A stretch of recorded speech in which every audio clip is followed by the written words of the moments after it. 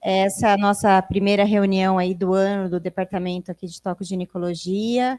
Gostaria de desejar a todos um bom ano. Ainda pode falar feliz ano novo, porque não passou o carnaval. Estava brincando com isso agora. E hoje a nossa reunião é sobre dengue e impacto na saúde perinatal. Então, como todos vocês sabem, a dengue é uma grande epidemia aqui no nosso país, né? E esse ano os números ainda estão piores. E por isso a gente tem o prazer de receber aqui a professora Mariângela Ribeiro Rezende, que é professora de infectologia, professora associada do Departamento de Clínica Médica, tem uma experiência aí vastíssima na área de infectologia, epidemiologia. Se vocês não a conhecem ainda, irão conhecer, né? Com certeza. E temos também a professora Eliana Amaral, que é professora titular aqui do Departamento de Tocoginecologia. A doutora Eliana também tem muita experiência com infecções, trabalha bastante com infecções. Então, as duas vão poder discutir aqui com a gente sobre dengue e os impactos aí na saúde perinatal. Bom dia a todos, é um prazer estar aqui. Eu acho que o tema é muito oportuno, né, emergente e global, né? Então, assim, acho que é necessário discutir. E hoje eu combinei com a Eliana, né? É um prazer dividir essa fala com ela. Eu vou falar dos aspectos gerais, né, da epidemiologia, do manejo clínico, um pouquinho da vacina, e depois a Eliana vai falar dos aspectos mais específicos mesmo, né, na saúde perinatal. Tá? Então, a dengue, gente, como vocês sabem, ela é resultante de diferentes fatores, né? Então, hoje a gente vive uma emergência climática global, né, associada à desigualdade social, associada à questão do lixo, que é uma questão assim que as pessoas se preocupam muito pouco, né? Isso entope as vias, né? Causa inundações, né? Então, são questões determinadas socialmente, né? E que impactam diretamente, sobretudo, aquelas populações mais vulneráveis socialmente. Então, diante desse contexto todo, atualmente o mundo vive, o Dr. Tedros Adhanom teve essa semana aqui no Brasil, né, e ele comentou, de fato, que a dengue é uma grande preocupação, uma preocupação global. O Dr. Tedros Adhanom, ele é coordenador na Organização Mundial de Saúde, né, então ele coordenou todo o planejamento, né, do enfrentamento da pandemia de Covid-19, ele ficou muito conhecido, né, então ele atua aí diretamente na coordenação da Organização Mundial de Saúde. Né. Bom, então, falando nessa questão climática, e na questão de emergência global, para vocês terem ideia, hoje a gente tem casos de dengue autóctones na Itália, na França, na Espanha, no Uruguai e na Argentina, né, que ninguém imaginaria. São países que não têm condições climáticas, né, tradicionalmente não teriam para apresentar a doença. O Brasil, ele vive desde o ano passado uma situação crítica para a dengue. E nesse levantamento que foi feito, né, então aqui acho que é importante também a gente, né, algumas definições, o LIRA-A é um levantamento rápido de índices aí para o Aedes aegypti.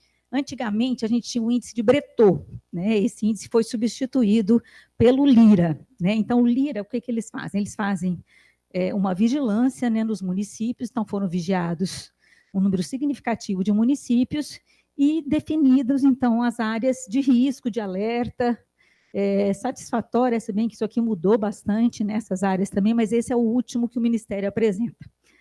E é interessante ver, então, aqui a gente está falando de vetor, viu, gente? Estou falando do Aedes aegypti, não estou falando ainda da doença.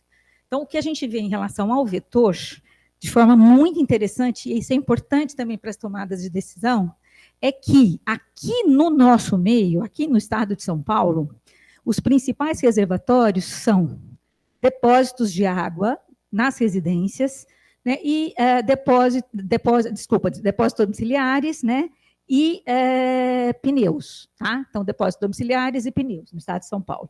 Quando você vai para a região Nordeste, olha a diferença, tá?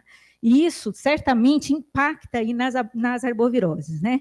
O que acontece? Então, você tem uma grande parte dos depósitos de água, então, principalmente nas regiões áridas, então você tem essa diferença. Tá? Então, enquanto aqui, no estado de São Paulo, o reservatório mais do mosquito é domiciliar, né, pneus, na região Nordeste, esses depósitos de água, eles têm um grande impacto aí no controle da doença. Então, isso é importante. Em relação, então, à dengue propriamente dita, eu recomendo para vocês esse site do Ministério da Saúde. É um site em tempo real, então, se você quiser entrar hoje, vai estar atualizado de ontem. Esse site, ele é um painel de monitoramento das arboviroses, então a gente tem para zika, para dengue e para chikungunya, e ele tem sido feito em nível federal, em nível estadual e em nível municipal. Né? Então, é possível estudar todos esses números de acordo com a região de interesse. O que a gente observa? No ano de 2023, então, houve aqui um pico, tá? E esse pico, ele ocorreu, então, em março, abril e maio. O que a gente está observando aqui em 2024? Nós já atingimos um número de casos semelhante ao pico que a gente atingiria mais para frente. Então, a pergunta que não quer calar nesse momento é: essa curva vai subir? Nós antecipamos, né? O que está acontecendo do ponto de vista epidemiológico? A expectativa, né, dos experts, como ele é o negócio de falar, os espertos, é de que isso suba mais ainda. Quer dizer, então nós já estamos aqui, né, e é provável que isso suba mais ainda. Tá? Ainda, né, quando a gente fala de epidemia, né, isso da mídia dessa semana, ele veio um pouco à tona, a gente precisa entender como que é o nosso canal endêmico. Né? A dengue é endêmica no Brasil. Tá? E, se a gente for olhar, o ano passado, a gente já estava acima do limiar. Oi? Não, ela é uma endemia, mas nós estamos numa situação epidêmica agora.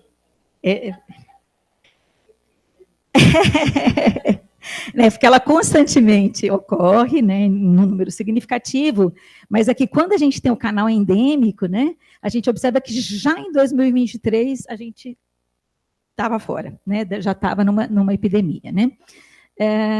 E o que aconteceu?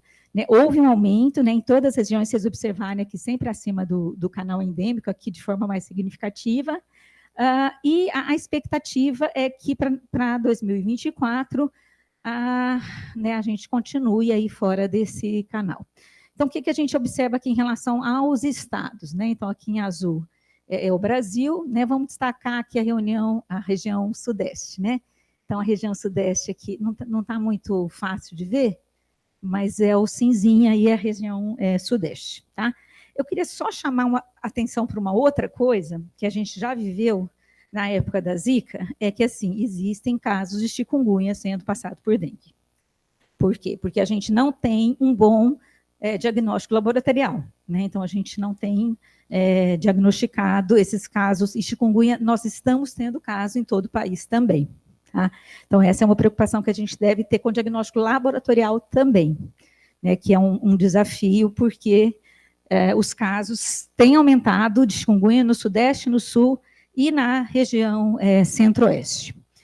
Em 2024, gente, o que a gente tem? Tá? Então, vocês devem estar acompanhando aí na mídia, o Distrito Federal explodiu.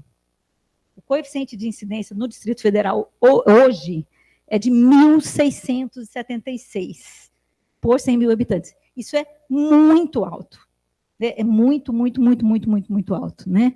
Então, se a gente observar o estado de São Paulo, né, nessa atualização aqui, o estado como um todo, a gente estava com um coeficiente de incidência de 133 por 100 mil habitantes, mas se a gente observar na região de Campinas, a gente está acima desse coeficiente. Tá? Então, a gente tem regiões críticas, né, epidêmicas mesmo, Distrito Federal, Minas Gerais, Acre, Paraná, Goiás, né, Espírito Santo, Rio de Janeiro, né, estão em situações bem críticas e epidêmicas da dengue. Em relação à distribuição geográfica, que eu acho que depois a Eliana deve detalhar um pouco mais, porque, né, vai interessar bastante nessa questão do impacto perinatal, a distribuição em relação ao sexo, né, então 5,4% dos casos em mulheres, em homens 45%, isso os dados de Brasil 2024. Em relação à cor, pardo e preto predominam. Em relação à faixa etária, aqui adultos jovens, né, mas a gente não tem casos aqui abaixo de 1 ano de idade, né, casos em crianças até 4 anos, casos nessa faixa etária aqui também, que até levou uma decisão em relação à faixa etária que foi decidida para vacinação de 10 a 14 anos, uma vez que nessa faixa etária, dentre as crianças e adolescentes, é a faixa etária que você tem mais hospitalizações, considerando crianças e adolescentes, tá, gente? Porque se você fosse considerar a gravidade, né, de fato, os acima de 60 anos teriam uma maior gravidade. Campinas, tá? Campinas, o que a gente tem? Em 2000, aqui é dengue, viu, gente? O chikungunya está mais azulzinho, fica parecendo que é o chikungunya, mas é dengue, tá?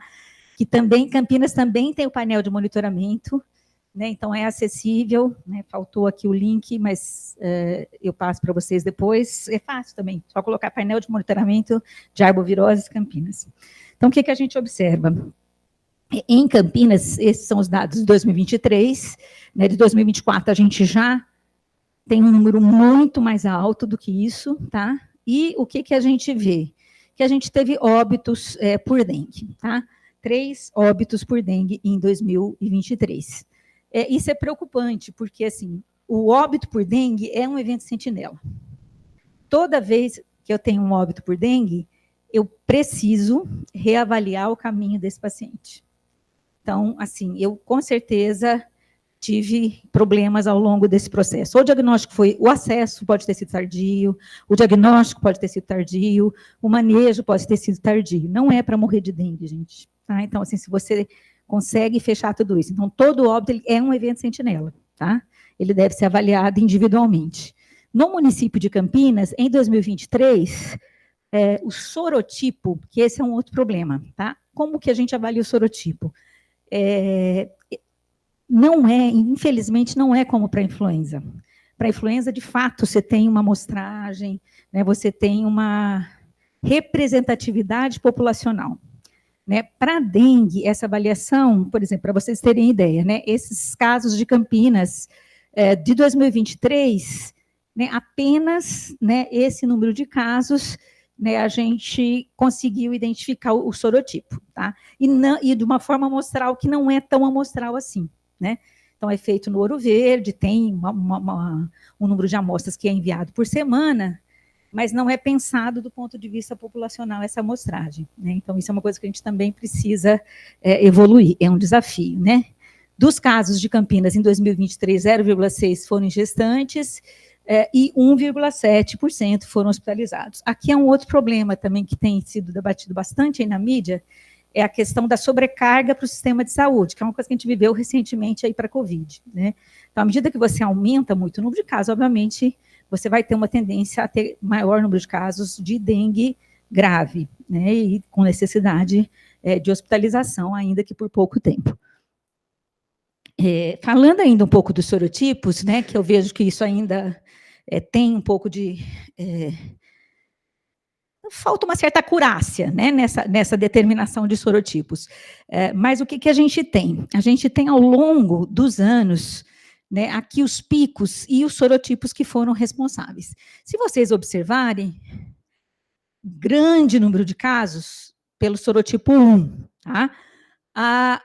Aqui a gente teve um grande número de casos pelo sorotipo 2, que é 2019, tá? E agora, mais recentemente, a gente tem identificações do sorotipo 3, tá? E do sorotipo 4, ainda muito pontuais, tá? Então, isso é pontual. Então, assim, qual que é o sorotipo prevalente? 1, em alguns locais, 1 e 2. Então, quando a gente pega o município de Campinas, dos que foram sorotipados no ano passado, sorotipo 1. Entretanto, agora, recentemente, na mídia, também não é dado, não é boletim, nada, foi falado que em Campinas foi identificado, dos casos agora de janeiro, né, o tipo 3 e tipo 4. Então, houve dois, tipo 2 e tipo 3, tá? Tipo 2 e tipo 3. Mas são casos, gente, tá? Então, não é uma prevalência, né, em relação aos outros tipos, tá?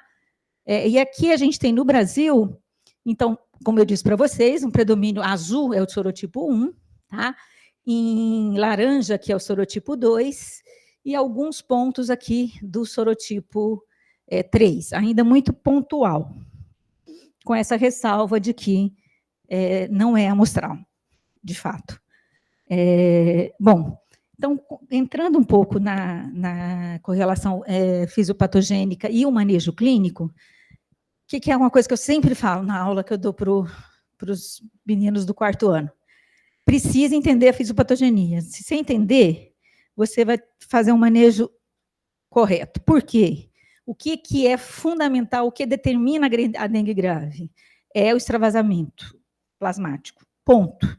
Se você entender esse extravasamento plasmático, você consegue entender o manejo, e você consegue entender os sinais de alarme, e você consegue orientar esse paciente. Então, isso é fundamental. Bom, então, aqui que é primeiro que é importante a gente destacar. Até um tempo atrás, vocês ouviam muito o termo dengue hemorrágica, dengue hemorrágica, dengue hemorrágica, dengue hemorrágica. A OMS, né, e os organismos internacionais, etc., decidiram mudar esse nome. Por quê? Quando você fala dengue hemorrágica, você espera o doente chegar para você se esvaindo em sangue. Não é isso que acontece. Então, ela gerava uma inadequação no manejo. Tá? Então, hoje, a classificação de dengue é dengue clássica e dengue grave.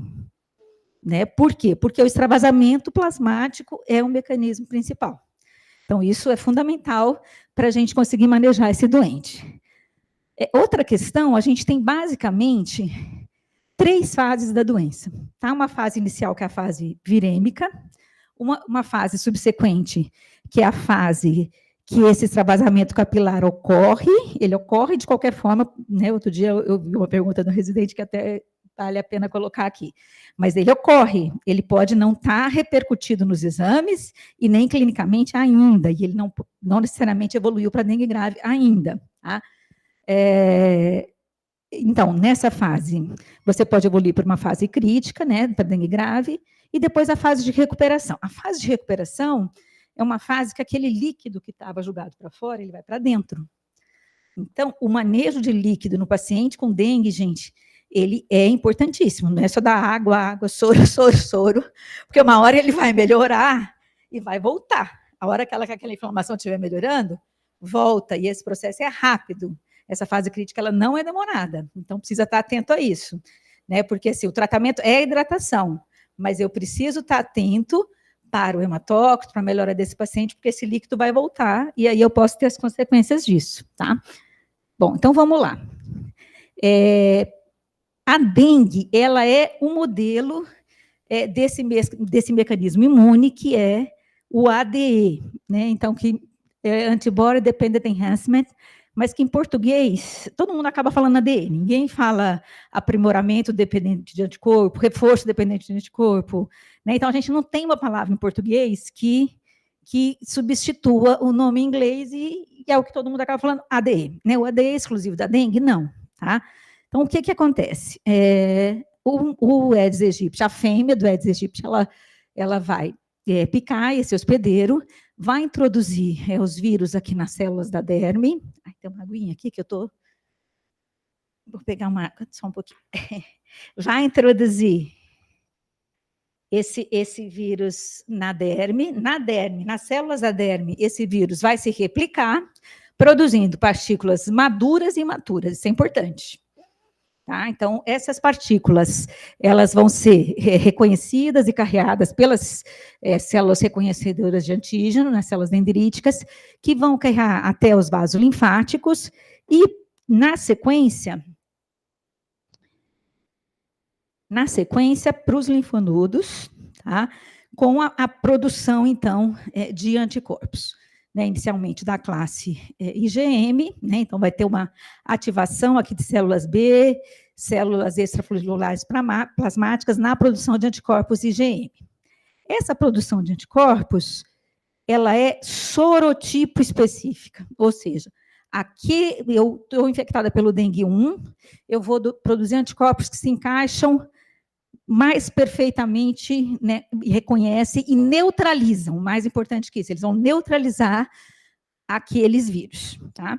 Se esses anticorpos neutralizam, né, ok, então eu vou conseguir progredir bem, eu não vou ter evolução dessa infecção por uma endotelite, por uma disseminação mais acentuada nos órgãos-alvos, né? Vai se disseminar, mas eu não vou ter um impacto tão grande, porque esses anticorpos, eles vão neutralizar. Bom, se eu tive uma infecção prévia pelo sorotipo 1, tenho esses anticorpos neutralizantes para o sorotipo 1, e me infecto pelo um sorotipo 2, esses anticorpos, eles não vão se encaixar tão adequadamente, né, mas eles reconhecem aquele sorotipo. E isso é ruim, era melhor que não reconhecesse nada. Porque o fato dele reconhecer, ele vai fazer com que esses vírus, eles entrem nessa célula e aumente a replicação. Então, eu vou ter esse fenômeno, né, que é esse aprimoramento aí dependente, essa facilitação da entrada, que é o ADE, né? Então, aqui, eu teria um sucesso debelando a infecção através dos anticorpos neutralizantes, e nessa outra situação da infecção secundária, eu tenho, então, uma facilitação dessa infecção e uma piora, né? Bom, então, qual que seria o correlato de patogênese e de proteção? Isso é um grande problema, é importante conhecer, porque para você, nos ensaios clínicos das vacinas, né, é importante você entender como é que isso funciona. Na patogenia, é isso que eu falei para vocês, tá? Então, essa figura aqui nada mais é do que uma outra representação da figura anterior, né? Então, eu tenho aqui nas células mieloides o ADE, né? Então, você vai ter esse reconhecimento heterotípico, que vai facilitar a replicação viral, né? E tem uma baixa afinidade, então não vai neutralizar. Então, esse seria o grande mecanismo patogênico. Agora, em termos de correlato de proteção, o que eu estou falando de correlato de proteção? Quando eu falo da vacina de hepatite B, qual que é o meu correlato de proteção?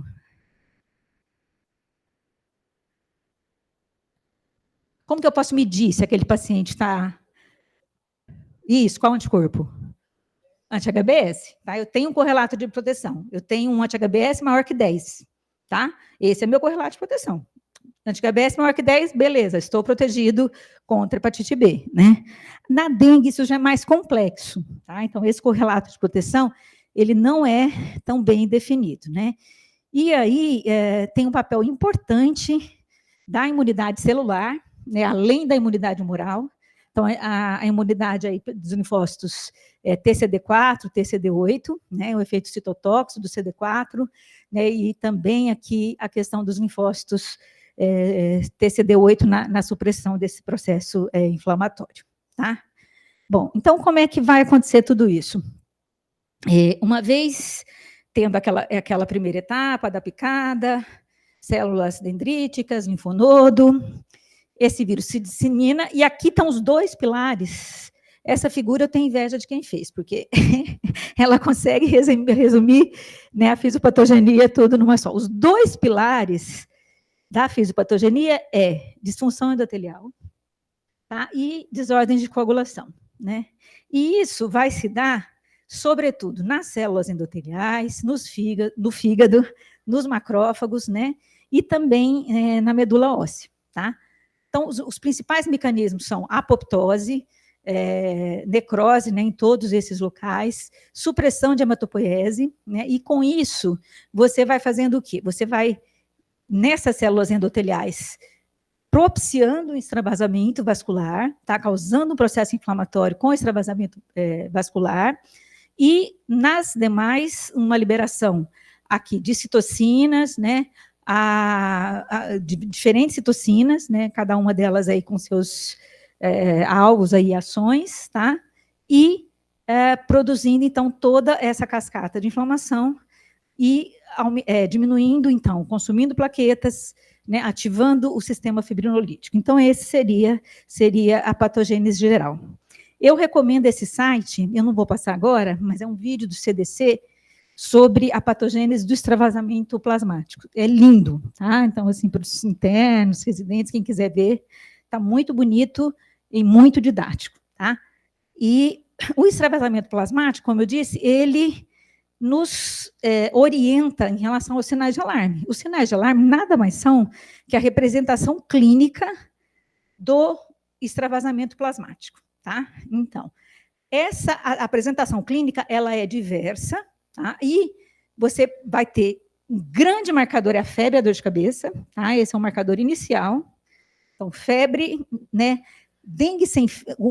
a definição do caso de dengue é febre mais, pelo menos, né, 2 outros sintomas. Então, mialgia, cefaleia retroorbitária, alteração de paladar, né? Então, a febre é o grande marcador, que é uma doença virêmica, né? Então, na fase de viremia, esse paciente ele vai responder, né? Ele vai desencadear toda aquela cascata ali de mediadores e vai responder. Tá? Então, esse é o grande marcador. Que pode evoluir ou não, né? Com as complicações e com as questões aí que a gente vai discutir um pouquinho das formas mais graves, né? Essa síndrome febril, ela se inicia de forma aguda, o paciente está bem, começa com febre, dor de cabeça. A dor retroorbitária, gente, é fato, tá? Em 2015 a gente viu muito caso, a gente montou o Dengário, então a gente ficava lá direto, e o paciente, 2 coisas assim, ele fala, estou com dor no olho, meu olho dói. Outra coisa que ele fala muito, eu estou com um gosto muito esquisito na boca. Isso, assim, quase todo mundo falava, eu estou com um gosto muito esquisito na boca.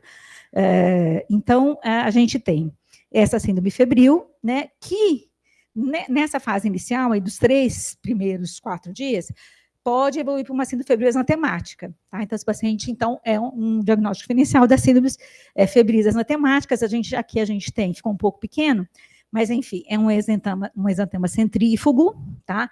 Máculo-papular, e que, na evolução, ele evolui para uma fase mais descamativa. Nas fases subsequentes, então, a gente tem as outras apresentações dos derrames cavitários, né, então, derrame pleural, ascite ou a evolução, né, para hipotensão e choque. Bom, a gente fala, sinal de alarme, sinal de alarme, sinal de alarme. Qual que é a evidência na literatura que, de fato, né, esses sinais de alarmes, eles são preditivos de hospitalização, de óbito, de uma evolução. E esses autores fizeram exatamente isso, né, eles fizeram uma revisão sistemática e meta-análise para tentar olhar, né, de fato, quais são esses sinais que nos ajudam mesmo a predizer o desfecho desses pacientes, né? E o que eles viram? Então, a diabetes, tá? Uma infecção secundária, né? Ou seja, eu estou tendo a segunda infecção, já tive a primeira, estou tendo a segunda, né, que está muito correlacionada à fisiopatogenia da doença. O sorotipo 2, tá? Nessa meta-análise, ele foi relacionado aqui com uma maior gravidade. E, na verdade, a gente vê que... Vamos voltar aqui para trás. A gente vê que esses fatores, eles vão estar nas classificações, quer dizer, a gente precisa estar atento a esses fatores quando a gente for atender o paciente, né, para avaliar. Bom, em relação aos outros sinais de alarme, né? Esses sinais de alarme, também naquela meta-análise, é muito interessante, porque eles foram na literatura e avaliaram cada um, eu não vou mostrar todo o estudo, se alguém tiver interesse, né, acho que é interessante pegar o artigo todo, né, e eles avaliam, por exemplo, hepatite, aquele paciente que tem transaminases elevadas, ele vai ter uma evolução pior, então fique atento, tá? Obviamente, os derrames cavitários também, disparado. Aqui já é o final da linha, né? Quer dizer, choque, sangramento, disfunção de múltiplos órgãos, aí para qualquer doença, de fato, você vai ter essa evolução. Mas esse início aqui é um início que a gente precisa estar mais sensível, né? Então, a dor abdominal, os vômitos persistentes, a hepatomegalia, todos eles têm evidência na literatura que, de fato, eles vão evoluir com um pior prognóstico. Em relação ao diagnóstico laboratorial específico, né, aqui também é uma outra coisa importante, gente, que a gente vê a questão da oportunidade da coleta do exame. Muitas vezes o exame é coletado de uma forma inoportuna, ou seja, não é colhido no tempo adequado, e aí você descarta a doença, né? Então, aí, na verdade, você não colheu na época que tem viremia. eu vou pesquisar o antígeno NS1 na época que eu tenho viremia. Que época que eu tenho viremia? É na fase febril aqui inicial da doença, então eu vou ter, né, circulando, né, a proteína NS1, tá? Que é um grande recurso diagnóstico. Né? Então, a PCR para o vírus da dengue, gente, ela não tem sido feita de rotina, tá? O antígeno NS1 ele tem uma excelente acurácia diagnóstica, desde que ele seja feito nessa primeira fase. Então, na fase de viremia, né, que você vai ter a presença do RNA viral ali no sangue. A PCR pode ser feita aqui? Pode, mas, enfim, é mais caro, o acesso é mais difícil. Qual que seria a vantagem? Determinar o sorotipo, tá? Porque daí com a PCR eu poderia determinar o sorotipo de forma mais fácil. Bom, com a evolução da doença, com a queda da viremia, a produção dos anticorpos, então eu vou ser capaz de detectar através da sorologia. Né? E aqui a gente também tem um recurso com grande acurácia, que é o teste sorológico rápido, né, em linha, né, cromatográfico, para a detecção tanto de GM como de GG.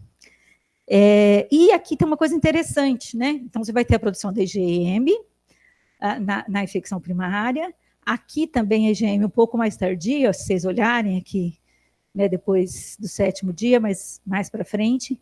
Mas na infecção secundária, essa IgG, ela vai ser mais precoce. Tá? Então, a IgM aqui, ok. Né? Então, a partir do 5º, 6º dia eu já tenho, mas a gente padroniza na rede 7º dia para a coleta da sorologia, mas pelo teste rápido eu também consigo ver a presença ou não dessa IgG, que já me dá um indicativo de se é uma infecção secundária ou não. Tá? Então, essa é uma informação relevante. Né? Eu queria só falar uma coisa em relação à fase de recuperação. Essa fase de recuperação, em todos os livros que a gente vai ler, está 3 a 5 dias. Ok, beleza, não vai ter mais febre, etc. Alguém aqui já teve dengue? Ninguém. Você já teve? Como que foi a fase de recuperação de vocês? Eu já tive também, eu vou dizer como é que foi a minha. Você fica com uma fadiga pelo menos um mês, gente. Assim, não é simples. Como é que foi para você que é jovem? Eu sou velha, às vezes o negócio é diferente.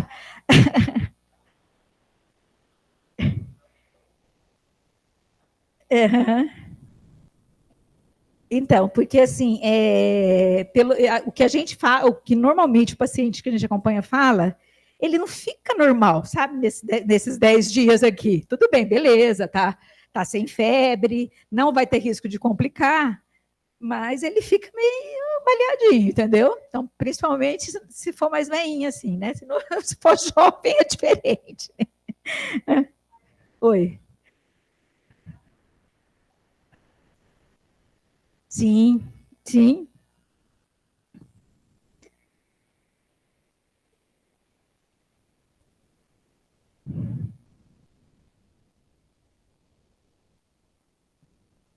Com dengue, né?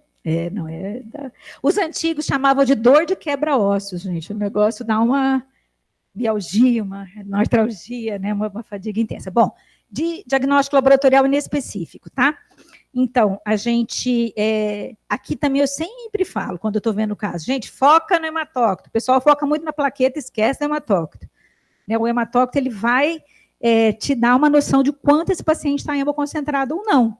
Né, e o quanto eu vou precisar hidratar, como que vai ser a forma de hidratação, né, então, qual que vai ser o regime de internação. Então, isso é fundamental, foca no hematócrito.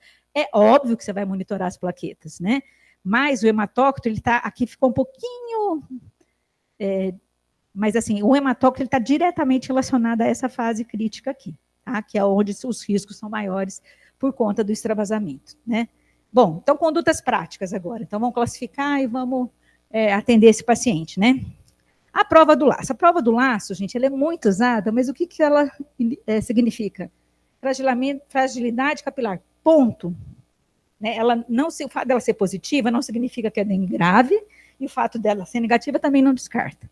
Então, ela acaba ajudando em situações epidêmicas, que você tem um número muito grande, como uma forma de triagem, mas ela tem ela não é uma prova curada para você diagnosticar a dengue grave, tá? Ela serve exclusivamente como uma triagem. Aqui é legal, né? A avaliação da hipotensão postural, né? Então, isso é importante, tá?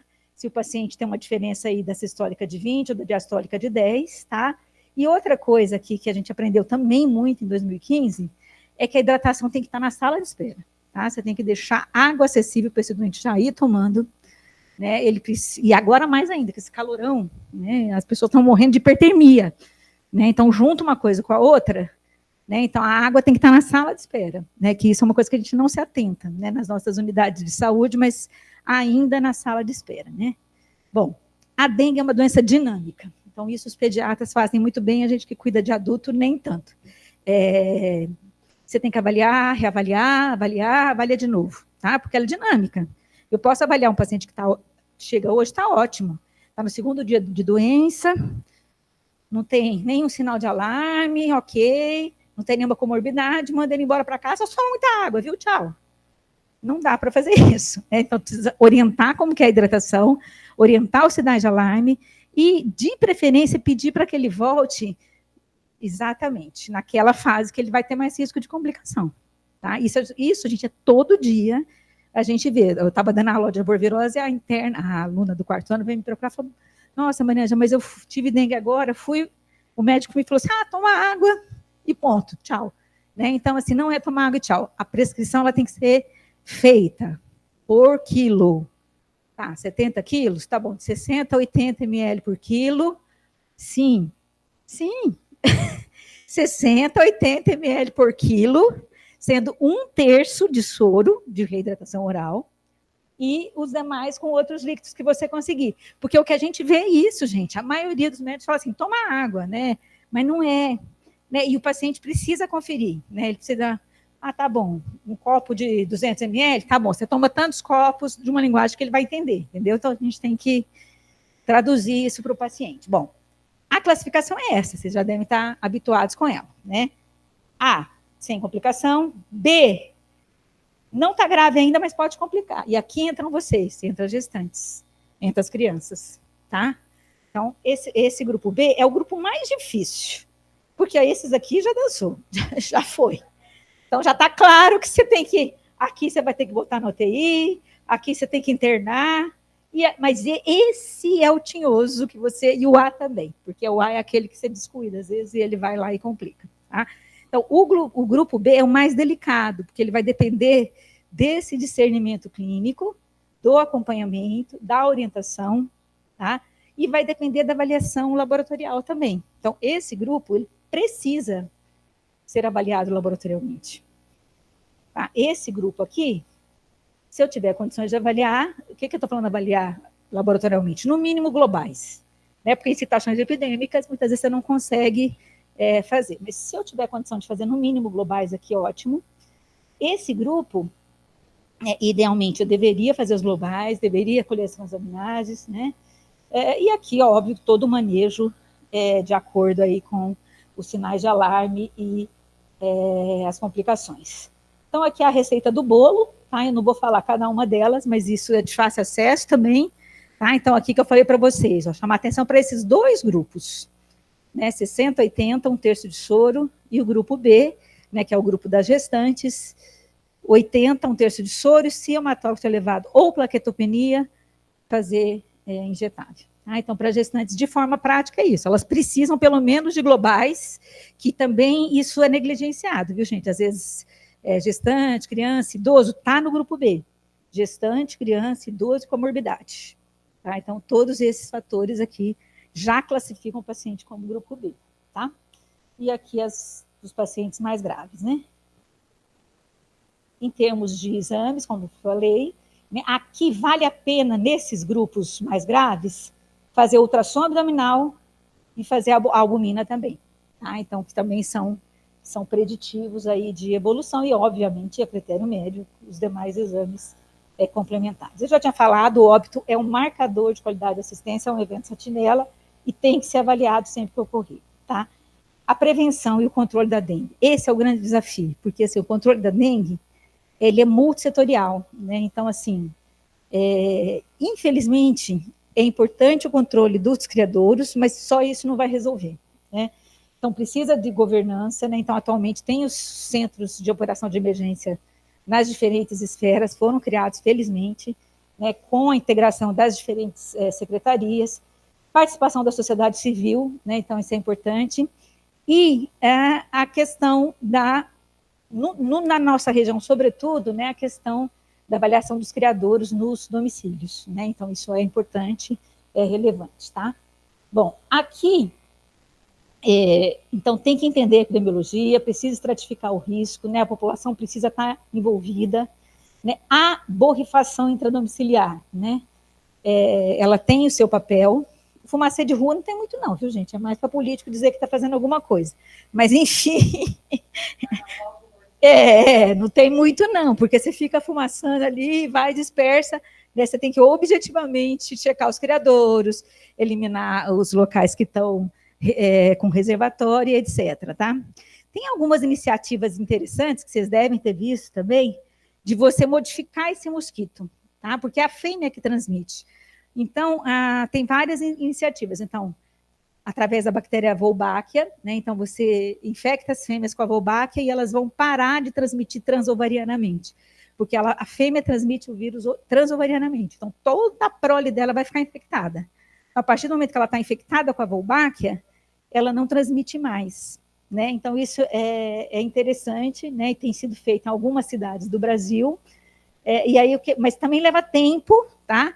E isso também não adianta se fazer num lugar que é localizado, porque as outras populações de mosquito vão chegando também, tá? Tem alguns estudos na literatura já publicados. No começo tinha-se muita empolgação com a Wolbachia, né? Mas, assim, é aquilo que eu falei, a dengue é uma doença é uma bactéria. Desculpa, gente. É uma bactéria... É uma bactéria que ela não é muito conhecida, não. Ela também não era nem conhecida dos infectologistas, ficou conhecida por conta dessa história da dengue.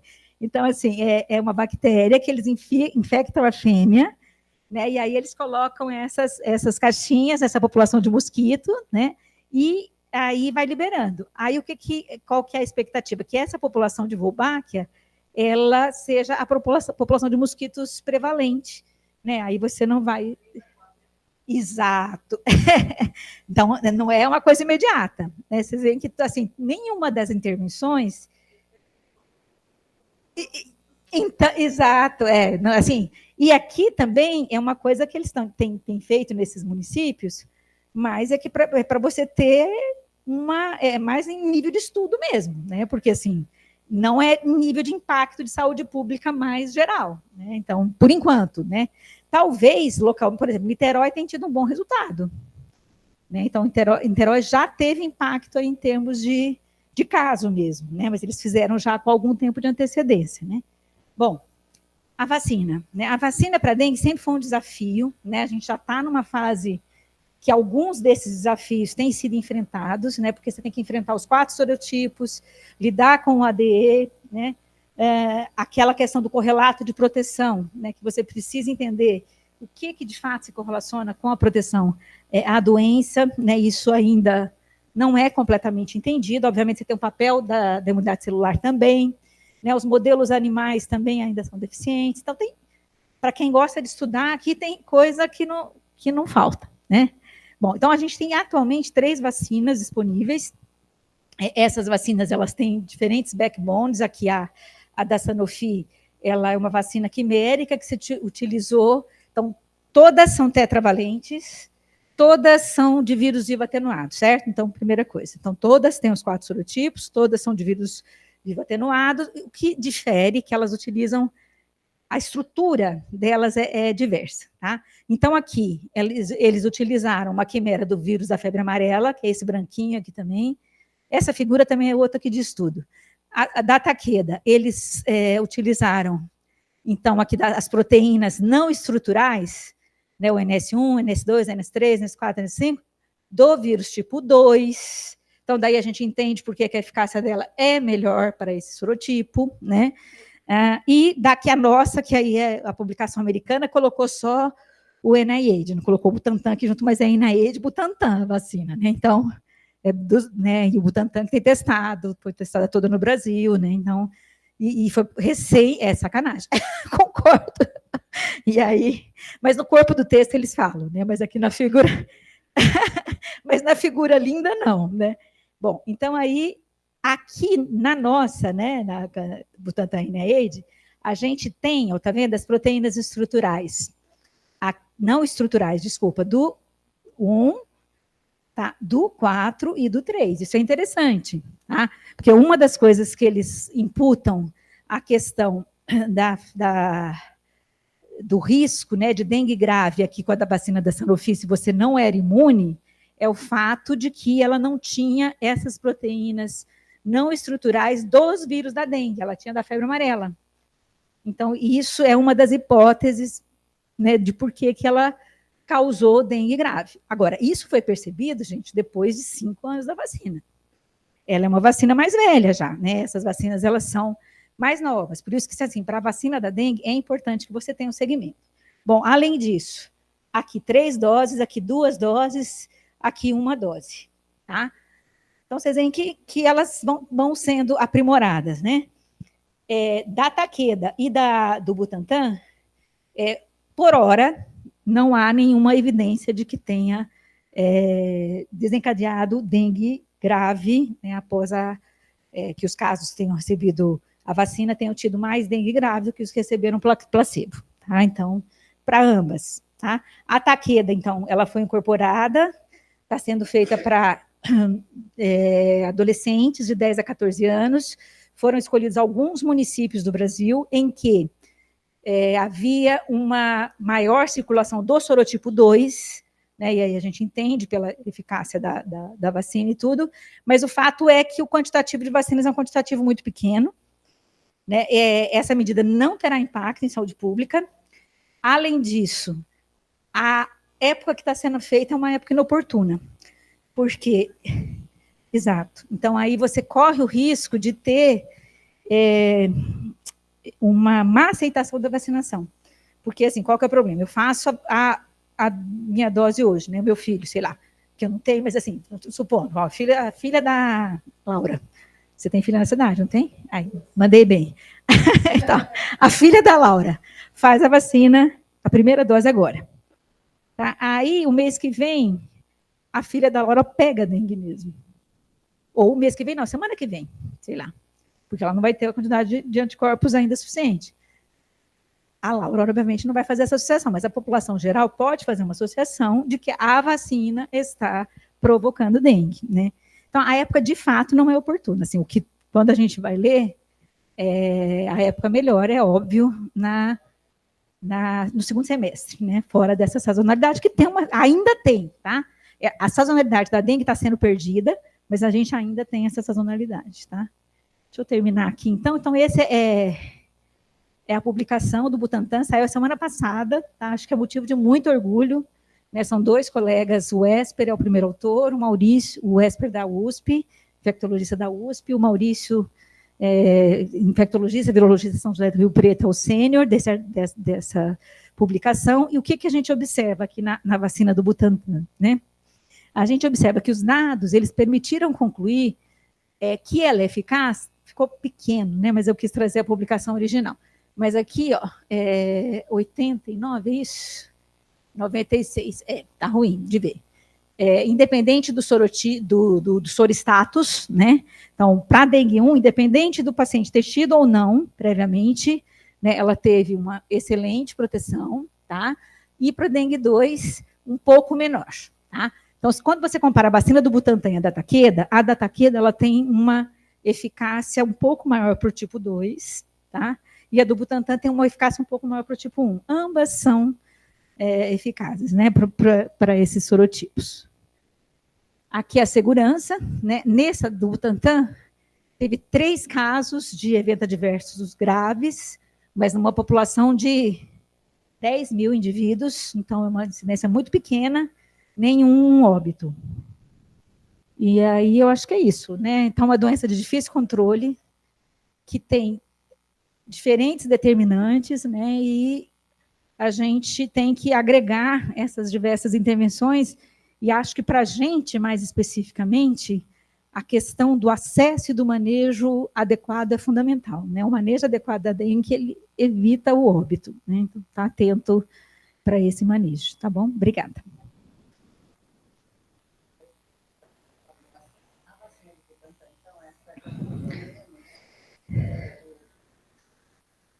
Isso, ó. Opa. Isso, da figurinha, isso.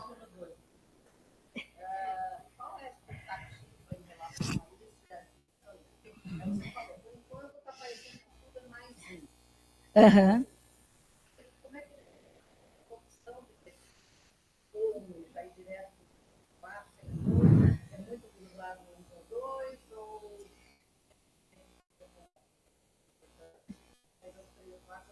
Sim, na verdade, assim, eu acho que é uma questão um pouco mais de biológica do desenvolvimento propriamente dito, viu, Eliana? Aqui é mais molecular ali, biológica, do que eu não saber. De produção mesmo e desenvolvimento da vacina, né? Então, acho que é isso. Eu não olhei o artigo. A equipe do Butantan ganhou um prêmio. O ano passado tem uma fundação que distribui prêmios por áreas de conhecimento a cada ano, um prêmio muito bom que o nosso programa Profis ganhou alguns anos atrás, na área de educação. Foi premiado como uma política pública de sucesso. E o ano passado que ganhou foi liderado por uma mulher, por isso que eu não li os nomes, ganhou o prêmio pelo desenvolvimento da vacina. Então, o trabalho de laboratório foi premiado. Então, gostaria de ver se o nome dela está aí. Depois a gente olha. Né? Porque é isso, o Calas já está aí e o outro...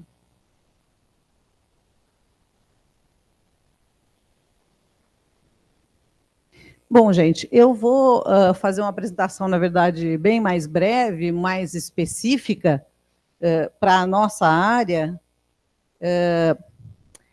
A Maria Ângela, então, já falou, né, da questão da distribuição do problema da dengue, mas aqui eu quero chamar a atenção, e aí, no caso do vetor, eu quero chamar a atenção porque, para a gente, em GO, para os adultos isso é importante, na obstetrícia, muito mais a gente olhar a dengue no grupo de arboviroses, porque uma série de situações de prevenção, ela serve para a situação da dengue, que no passado não se achava grave em obstetrícia, mas é. Os trabalhos antigos, antes dos últimos 10 anos, assim, não, acho que não tem muita importância, mas não é bem assim. Mas a gente tem a coisa do Zika, que acabou de passar, de chikungunya, que é mal estudado, porque botaram um monte de foco em Zika. Então, só para dizer que, de fato, a gente precisa ficar bem familiarizado de que a arbovirose é um problema na gravidez. Então, essa distribuição do agente, né, do vetor, desculpa, mostrando bem essa faixa, né, muito mais concentrada aí no sul e nos lugares, obviamente, de temperaturas mais elevadas e que, com as mudanças globais, tem tido aí uma chuva torrencial. Eu encontrei esse trabalho que eu achei bem interessante, e ele traz aí a discussão, né, da interação entre os diferentes vírus da arbovirose, né, dengue, zika vírus e chikungunya. Então, mostrando que existem pacientes que são infectados com vários, e que isso tem uma consequência provável, minha área de conhecimento absolutamente não é imunologia, mas que isso tem uma consequência importante, e talvez tenha a ver, inclusive, com a questão da grande viremia na Zika, malformação que a gente achou em certas regiões e não achou em outras. Então, falando da Zika. Então, sobre dengue, o fato de ter a conjunção de diferentes arbovírus, eventualmente, poderá ser responsável por piora da situação, porque normalmente a gente estuda epidemia por epidemia separada, né? Começa, está na fase de falar de dengue, é dengue, estava na fase de falar de chikungunya, era de chikungunya, de Zika, de Zika. Então, começo dizendo isso, né? Na verdade, é a família e para a gente importa a família. E a questão das mudanças aí, então, ambientais, né, globais que estão acontecendo, que estão piorando muito essa situação. Então, o nome de uma importante publicação, que não é de humanos, né? Então, não estamos falando de humanos, mas mostrando que a neuropatologia do vírus da Zika piorado quando são fetos também que têm, então, imunidade para dengue. Então, uma coisa sobre a outra pode ser pior e pode ter mais consequências, tá? Bom, a Mariângela já falou essencialmente da diferença dos sintomas, a história da dor retroorbitária como um sinal que chama atenção, que deve chamar a atenção da gente. Então, se você, estando nós aqui com as grávidas no pronto atendimento, paciente com febre, prostrada, mialgia, tarará, tarará, tarará, essa paciente para cuidado ambulatorial, as nossas pacientes para cuidado ambulatorial é isso, nós vamos ter que ter muita atenção e provavelmente fazer o retorno sempre delas depois dos 2, 3 dias para saber se naquela fase de pico de piora, se isso está acontecendo, como a Mariângela nos orientou, né? Então, para chamar de novo a atenção para esse fato, para quem atende o pronto atendimento, né? Quem está no pronto atendimento. Aí eu brinquei com a Mariângela que, por coincidência, o Google nos escuta, né? Então nós podemos cantar a marchinha do carnaval, que veio no meu celular quando eu estava na reunião, há 15 minutos atrás, tá? Se você pensar que dengue é zika, dengue não é zika, não. Adorei, gente. Ó, não é legal? Dengue dá um baita febre, e zika é mais vermelhidão. Se você pensa que chikungunya é dengue, chikungunya não é dengue, não. Chikungunya dá mais artralgia, e dengue é hemoconcentração. Se você pensa que zika é chikungunya, zika não é chikungunya, não. Zika dá mais exantema e chikungunya pega articulação. Gente, genial. Não é? Gostaram do show? Meu objetivo é fazer vocês todos cantarem, a gente pode voltar a marchinha no final, certo? Estou me preparando para sábado, gente.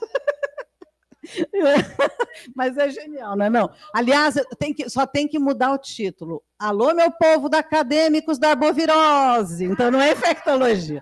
Eu vou cantar em São Paulo, no camarote. Então, a gente vai propor a mudança do nome, tá? Ó, Belmírios perdeu o show, tá, gente? Depois a gente mostra. Então, tá bom. Bom, enfim. E aí, então, quais são as complicações que vão afetar as grávidas? Essencialmente, elas são as mesmas, só chamar atenção. Então, febre, nesta série, né? Então, muitas coisas eram, no passado, de séries de casos. Os estudos hoje, né, as meta-análises estão começando a aparecer, que elas não existiam antes, mas febre, dor muscular, dor articular, dor de cabeça, náusea, são os eventos mais observados nas mulheres. Esse caso é uma série da Índia e são 44 pacientes no total, tá bom? Então, tem a dor retroocular, mas não como um sinal específico, né? Então, só chamando atenção para os sintomas, que, obviamente, na gestante vão ser os mesmos. E, de modo geral, a gente é mais neurótico da febre. Os infectologistas estão acostumados que tudo dá febre, mas grávida com febre é realmente um assunto sério e a gente sempre valoriza no sentido de, se não mantiver internada, se não tem diagnóstico, você acha que ela está bem, etc., etc., é uma paciente que tem que ser acompanhada. Eu reforço aquilo que a Mariângela já falou, né?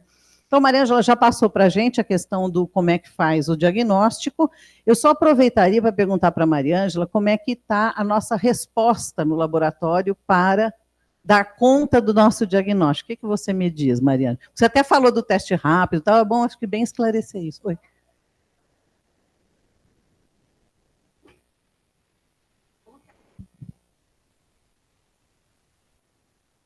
Ontem à tarde eu tive uma boa notícia, assim, que nós vamos, porque assim, o município, né, e o estado, eles não têm feito, porque como tem sido considerado uma situação epidêmica, para de fazer o teste laboratorial. Mas a Unicamp vai comprar. Tá? Então, assim, para o HC. Então, vamos lá. Para quem está no pronto atendimento, hoje chegou a paciente, você tem suspeita. Eu não sei se hoje vai ter, mas. Nós estamos no carnaval, gente. Nós vamos estar no feriado. Mas quem que vai estar de plantão tem que saber. O e-mail que eu troquei ontem com o Roger, que é coordenador do Laboratório de Patologia Clínica, é que, em contato com a reitoria, o hospital está adquirindo NS1, tá? Isso, então, para quem está na fase virêmica aí, 5 primeiros dias, né, o antígeno NS1, e o teste rápido, né, que é para pesquisa de GM e GG, né, o cromatográfico. Então, que aí a partir daí do 7º dia. Então, neste feriado, até que a compra chegue, é clínico o diagnóstico. É clínico. Pronto. Porque eu não espero que chegue até amanhã. Infelizmente. Agora, assim, é uma coisa que a gente tem tentado, viu, gente? Assim, porque, assim, é fundamental. Porque, assim, como a gente viu, no começo, o Zika, a gente estava chamando tudo de dengue, né? Foi tudo na conta da dengue. E agora também tudo é dengue. Então, mas agora a gente tem dengue, tem chikungunya, e chikungunya acho que nós estamos também subdiagnosticando. Então, é importante o diagnóstico laboratorial, e sobretudo na nossa população, né? A população que interna, com comorbidade, a população aqui do CAISM, né? As gestantes, né? Então, assim, é fundamental, né? Então, não dá para a gente não ter, né? Mas, assim, a gente teve sensibilidade, tanto do Laboratório de Patologia Clínica, quanto da reitoria, mas, assim, acho que Carnaval... Tá, elas têm pergunta, mas então, só para terminar. Então, na fase aguda, nesse momento, hoje, ou até que chegue a compra, não tem NS1.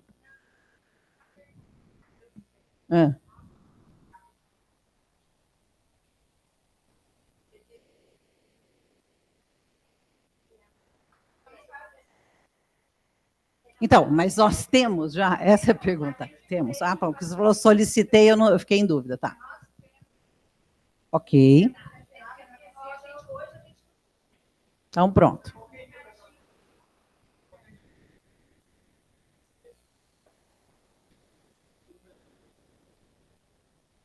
Positivo.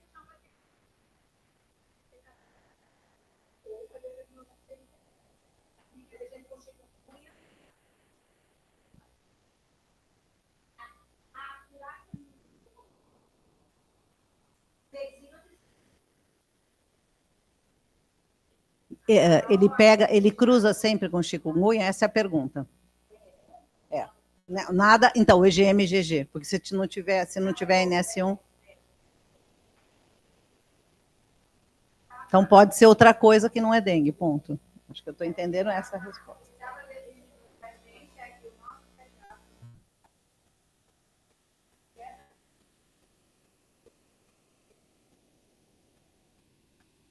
Isso, então, a questão é o tempo da sorologia, né? Vamos lembrar que o ideal de sorologia é depois de 7 dias, de AMA. 6 dias.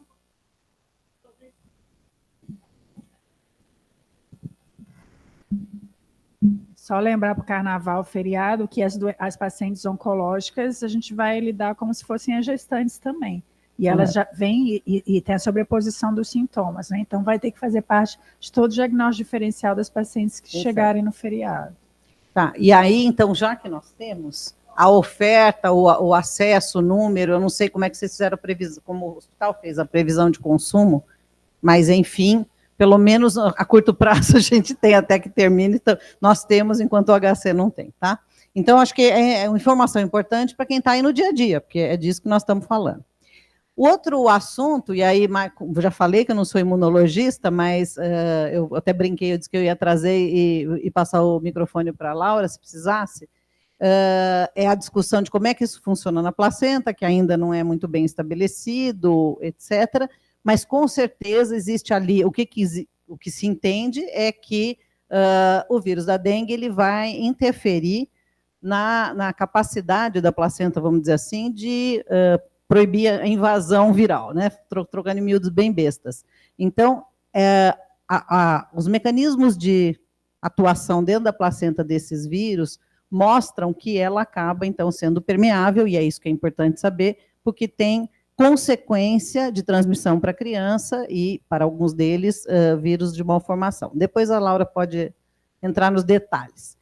Mas eu queria focar muito nesse slide, porque, como eu disse, se você pegar a literatura de alguns anos atrás, particularmente antes de 2015, mais ou menos, dizia-se que não havia evidências de que a dengue fosse pior em gestante. E hoje ninguém mais tem dúvida, tá? Então, num estudo, por exemplo, na Índia, ele mostra que a mortalidade materna foi enorme, tá? Então, 7 daqueles 44 casos que eu mostrei antes, as mulheres faleceram. E outras 7 houve near miss. Claro, são casos de um serviço de referência, como nós. Então, isso puxa para cima os números. Mas é muito significativo. E aí, usando como referência um outro estudo, que é muito referido, que é o da Eni Paixão, que é uma brasileira que está lá na London School, e ela estuda várias infecções. Então, aumento de risco de abortamento, pelo menos 3,5 vezes, de parto prematuro, aumenta 70%, então 1,7 odds ratio, o baixo peso também aumentado, e a natimortalidade muito grande, particularmente nas pacientes que têm sintomas mais graves da dengue, versus aquelas com quadros leves, como alguém aqui referiu que teve. Então, a questão da dengue com hemorragia, né, para não chamar de dengue hemorrágica, que é o termo que eles usam lá, e o aumento da mortalidade materna, da morbimortalidade, inclusive a situação de near miss, hoje é inquestionável na literatura. Então, acho que isso é muito importante da gente entender as consequências clínicas e as consequências também perinatais. A outra questão, então, é a gente lembrar da proteção do recém-nascido, que é feita, então, quando anticorpos maternos são transferidos pela placenta. E essa é uma questão a respeito de vacina. Nós estamos hoje numa onda anti-vax, né? Então, essa onda anti-vax, ela tem sido muito forte, tem impactado demais o resultado das nossas campanhas de vacinação. Sabemos que os anticorpos protetores da mãe, aí naturais ou pela vacina, eles ajudam e impedem, né, protegem da doença neonatal. Mas as crianças que nascem prematuramente, elas ficam menos expostas a isso, e, portanto, elas já recebem, digamos, menos carga de anticorpos da mãe. Então, elas são mais suscetíveis para dengue, por exemplo, se ela se expuser quando sair daqui, se expuser em algum lugar, ou se aqui mesmo acontecer dela pegar dengue. E aí, essas crianças de baixo peso e crianças prematuras, elas vão ter uma mortalidade maior, uma pior evolução. Habitualmente, tendo, então, infecção, uma persistência de IgM por um tempo prolongado, e esse trabalho, ele questiona se essa persistência do vírus, não só da IgM, mas também persistência de vírus, que pode ficar, vamos dizer assim, uma sobra, de mais longo tempo, se isso vai ter um impacto importante no sistema imunológico do feto. E isso não se sabe, né? Então, acho que tem muita coisa para acompanhar ainda nesse momento e aprofundar os estudos. Então, conclusão é que realmente a dengue aumenta a severidade da doença, sabe-se isso claramente para o tipo 1, sorotipo 1, sorotipo 2, e provavelmente ainda mais para o sorotipo 4, que a gente não tem experiência aqui para falar, mas que existe, então, publicação do México. A doença está associada, sim, a muitas complicações obstétricas. A infecção próxima ao termo pode levar a doença neonatal grave até morte, e a doença pode ter formas atípicas, tanto nas gestantes quanto nos recém-nascidos. Então, se estamos numa fase aí de epidemia, né, a gente tem que pensar. Mariângela, então, já falou da vacina, e já falou muito bem da vacina. A questão da eficácia da vacina contra a dengue sintomática, que para os tipos 1 e 2, então veja que eu perguntei, né, da nossa vacina do Butantan, então para o sorotipo 2, eles dão como 69,6%, 70% de eficácia, enquanto para a dengue do tipo 1, uma eficácia perto de 90%, então tem essa diferença mesmo. Mas o mais importante, do ponto de vista da gestante e das pessoas imunossuprimidas, é lembrar que é vacinas de vírus vivo atenuado. Como tal, a recomendação geral é não faça em gestantes.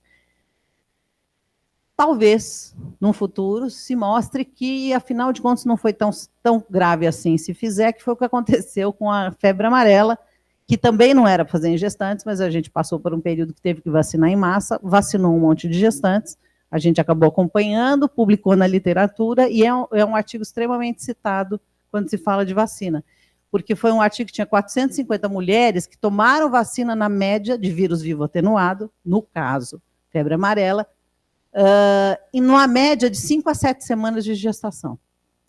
E não houve, então, aumento de malformação ou perda fetal. Então, há uma recomendação geral de não usar, continua assim, é assim que está sendo discutido, mas, numa situação assim de muita gravidade aí, epidêmica, isso poderá ter alguma sugestão diferente em algum momento. Então, o ideal, na verdade, é que a gestante ou a pessoa imunossuprimida, no caso os pacientes da oncologia, não se exponham a situações onde elas podem pegar o vírus. E, então, a Mariângela já falou um pouco do controle ambiental, né? Mas, para quem puder estar num ambiente fechado, em que você tem proteção de tela, perfeito. Se dá para pôr num ambiente fechado com ar-condicionado, perfeito. Só que aquele tipo de medida de recomendação, que é assim, né? Não pensa no mundo real. Então, falando no mundo ideal e não no mundo real, tá certo? Então, falando no mundo, não vou chamar nem de ideal, mas não é o mundo real, esse mundo onde é possível, o uso de roupa longa, calça comprida, mangas longas, essa é a recomendação para a gestante. E o uso de repelente, se tiver tiver áreas expostas. Qual repelente? Alguma dúvida sobre o uso, particularmente dos repelentes derivados do DET, mas o mais importante é assim, os repelentes que têm icaridina, eles são de longa duração, então eles são recomendáveis, porque você vai colocar e ele vai durar basicamente o dia, durante todo o dia que a pessoa tiver disponível. Repelente natural, o que eu encontrei é que eles realmente são de muito curta duração. Então, as pessoas perguntam, então estou grávida, vou usar citronela e tal. Mas evapora, desaparece, o efeito é muito curto. Então, icaridina seria a primeira escolha. E a outra coisa é que é uma recomendação para uso de repelente, é que se você for usar protetor solar, filtro, alguma coisa na pele, o repelente vem por cima, tá? Então, só para deixar isso claro, que é uma recomendação que a gente tem que dar para todas as gestantes. Então, a minha parte de apresentação é só isso, é muito curta, como eu disse, porque eu acho que a principal mensagem, aqui nós temos duas mensagens, é isso, está com febre, estamos numa epidemia de dengue, é possível que seja dengue, assim, nós vamos ter que pensar duas vezes na nossa população, se elas vão para casa.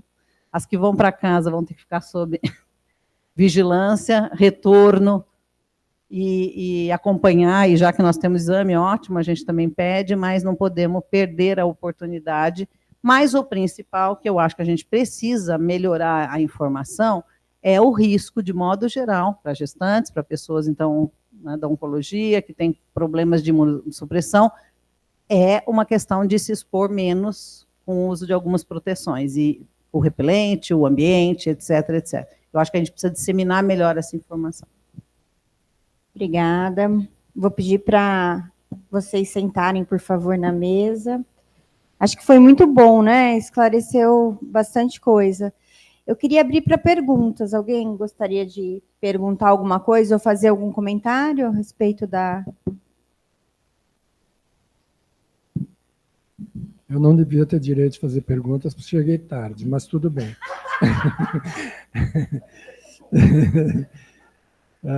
Além de medidas gerais, existe mais alguma coisa, assim, a hidratação, algumas coisas, que justifique a gente trazer a paciente para internação, para cuidado mais hospitalar?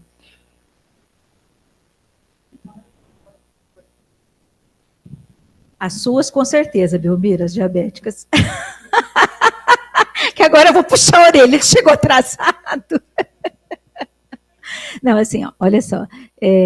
Então, acho que tem que pesar os fatores de risco. Então, né, diabetes, outras comorbidades, a idade também, né? Então, assim, as daqui, com certeza, elas terão que ter um pouco mais de cuidado. Uma coisa que ajuda nessa avaliação de risco, né? Eu estou batendo, e assim, a OMS bate, o Ministério bate, é a classificação. Né? Você identificar o risco naquele momento e reclassificar, entendeu? Então, tá bom. Tem uma paciente no PA que está gestante, está grávida, né? Essa paciente, no mínimo, eu vou precisar já começar a hidratar, ter os globais dela ali e fazer o diagnóstico, já que vocês têm aqui no CAISM, ótimo, excelente, vocês estão mais avançados que a gente, no HC a gente ainda não tem, né, o teste diagnóstico, está para chegar, né? Então, eu acho que, assim, tentar se ater à classificação de risco. E outra coisa que eu tinha dito também é a reavaliação. Né? Então, você... Tá bom, eu vi essa paciente hoje, classifiquei como A. Não, de vocês já vai ser B. Né? Já vai ser B, porque é gestante, já é B direto. Então, colhi o exame, estava tudo ok, ela estava hidratada, fiz a conta lá da hidratação dela, 80 ml por quilo por dia, 1/3 de soro, colhi globais, o hematócrito dela estava beleza, então aí a glicemia não descompensou tanto, então essa eu posso reavaliar, falo assim, olha, nós vamos te ver daqui 3 dias, né, para poder avaliar, porque ela está muito no começo da doença, ela pode ter uma complicação na fase crítica e para dengue severa, né, para dengue grave. Então, acho que é isso, é a classificação de risco, é a chave do sucesso. E o grande drama é o que a gente está vendo no restante do país, né, que já está tendo hospital de campanha, atendimentos em massa, porque como, né, não se tomou as medidas, ou as medidas não conseguiram segurar a epidemia, então acho que por isso que eu falo, acho que a gente tem que disseminar muito a necessidade de evitar chegar nessas, porque a hora que chega nessa situação de condição de atendimento de saúde como dá, aí o negócio pesa, né? Então... eu queria aproveitar os alunos aqui e falar que no nosso site, no intranet, está disponível o protocolo, está disponível um cartão de acompanhamento para dengue que a gente imprime e fornece para o paciente. Se quiser, eu mostro ali como acessar. E a gente tem também um e-learning rodando, um caso clínico sobre dengue, que é importante todo mundo assistir. Então, é uma aula que a Carol gravou e que tem chamando a atenção justamente... Esse caísmo é um sucesso, né, gente? Vamos combinar. Vamos combinar, né? Vai ser no caído. Alguém mais gostaria de fazer um comentário enquanto a Adriana coloca para a gente ver? Alguma pergunta, os alunos? Doutora Elaine? Tem o super site aí do CAISM, com as recomendações locais, que eu acho que é fundamental. Acho que todo lugar tem que fazer as recomendações locais, colocar a rotina, né? Principalmente aqui que vocês têm a disponibilidade do exame. E aí, como o pessoal mais jovem gosta muito de tecnologia, eu ia até colocar na aula, mas aí eu achava que eu tinha algum conflito de interesse. Tem um aplicativo de São Paulo que chama Sampa Dengue. Está disponível para iOS, para Apple também. E ele classifica o risco, ele faz exatamente isso. E ele está muito bom. Eu entrei, né, nas diferentes partes dele. Você coloca a idade, coloca, né, os fatores de risco, e aí ele já te dá, né, as orientações da prescrição, quanto de líquido, você coloca o peso, está muito bem feito, né? Então, acho que quem tiver curiosidade. Bom, eu só ia pedir para você comentar também, Maria Ângela, talvez Eliana, a questão da dengue grave periparto, o quanto isso impacta em saúde perinatal. A gente tem uma letalidade significativa, as crianças podem nascer, fazer choque grave, né, elas fazem formas bastante severas, e que quando a mãe está num quadro grave de dengue hemorrágica, a criança também pode estar cometida intraútero. Então ela também pode estar plaquetopênica severa, e aí a nossa grande angústia, nós tivemos recentemente uma pediatra da emergência do HC, a Gabriela, que ficou internada aqui com a gente, fez um quadro de choque, acabou entrando em trabalho de parto, teve que ir para uma cesárea de urgência, com incisão mediana e geral, porque chegou a 20 mil plaquetas, um quadro de gravidade, né? Então, só para a gente alertar bem, quem tiver no atendimento de gestante com quadro grave, que o neonatal tem que estar muito atento, porque ficou. Mas a complicação pode ser muito grave. Então, a ideia da mesa, gente, era ter alguém da NEL também. Então, era um triunvirato aqui, um clínico, um obstetra. Mesmo nascendo de termo, eles têm um risco elevado. Então, né? acho que é importante também estar atento para isso, rever e ter as informações um pouquinho mais... A NEL, infelizmente, não pôde participar, né, que eles estavam em outro evento. A gente não quis adiar, porque semana que vem tem TCC, na outra semana tem TCC, e aí, dia 29, a gente achou que já estava muito... A epidemia já virou... Virou endemia, daí não dá mais. Então, só para mostrar, a gente entra na página, o intranet nosso, tem a página da CPCIRAS, e aí tem uma pastinha, um link. Explica para os alunos o que é CPCIRAS, por favor. CPCIRAS é o controle de infecções hospitalares aí. Aí a gente entra no link da dengue, aqui vai abrir o protocolo nosso, que está escrito e atualizado, tá? Com uma parte teórica e também com fluxograma, né, de atendimento, com toda o passo a passo, eu estou passando rapidinho, né? Tem o passo a passo de cada grupo e sempre chamar a atenção e lembrar que a gestante já parte do grupo B, não existe gestante grupo A, então a recomendação para a gente era reavaliação, se possível, diária, e a outra coisa, pelo menos nas primeiras 48 horas que ela pode entregar esse cartão de acompanhamento, tá? Que a gente deixou o link aqui para acesso, para imprimir e entregar para a paciente, para a gente ter um controle. E deixa eu só voltar. E aqui tem a aula que está disponível no intranet também. A gente recebeu por e-mail a aula que a Carolina montou, e no final tem um quiz para todo mundo responder. Sobre 3 ou 4 casos clínicos, eu não lembro agora. Muito bom. Né? Parabéns.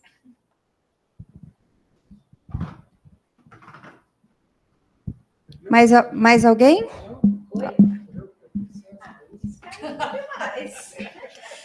Bom, eu só... Não é tão maravilhoso assim, viu, Mariângela? É que a gente gosta de mostrar que é perfeito, entendeu?